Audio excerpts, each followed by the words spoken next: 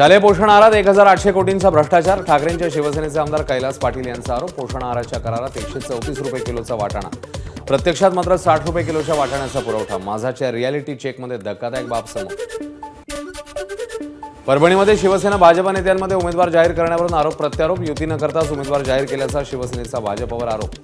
तर अद्याप चर्चाच नाही, मग उमेदवार जाहीर कसं करणार? शिवसेनेने चुकीचं बोलू नये, भाजपचं प्रत्युत्तर. भंडाऱ्याच्या लाखांदूरमध्ये कोट्यवधींचा निधी खर्चून प्रशासकीय इमारत उभी, मात्र श्रेयवादामुळे उद्घाटन रखडलं.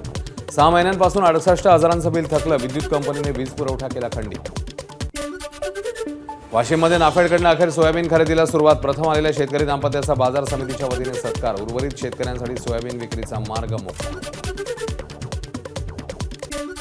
मुंबईतल्या वांद्रे वरळी सिलिंगवर बेदरकार ड्रायव्हिंगचा थरार. तब्बल 250 किलोमीटर प्रति तास वेगाने कार चालवल्याप्रकरणी गुन्हा दाखल. वरळी पोलिसांकडनं कार ताब्यात. दिल्लीमध्ये वाहतूक पोलिसाची टॅक्सी चालकाला बेदम मारहाण. चालकाकडे गाडीचं संपूर्ण कागदपत्र नसल्यानं मारहाण झाल्याचं समोर. वाहतूक पोलिसाच्या गुंडगिरीचा व्हिडिओ व्हायरल. 60 कोटींच्या फसवणूक प्रकरणी अभिनेत्री शिल्पा शेट्टी आणि राज कुंद्रा यांच्या अडचणीमध्ये वाढ. आर्थिक गुन्हे शाखेने दोघांविरोधात आयपीसीचं कलम 420 जोडलं.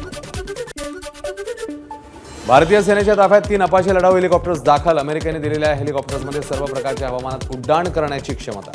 हेलिकॉप्टरने भारतीय वायुसेनेची ताकद वाढणार. 2026च्या ऑस्करसाठी भारतीय चित्रपट होम बाउंडची निवड. 98व्या अकादमी पुरस्कारांमध्ये सर्वोत्कृष्ट आंतरराष्ट्रीय फीचर फिल्म करता निवड. होम बाउंडचे दिग्दर्शक आहेत नीरज घायवान.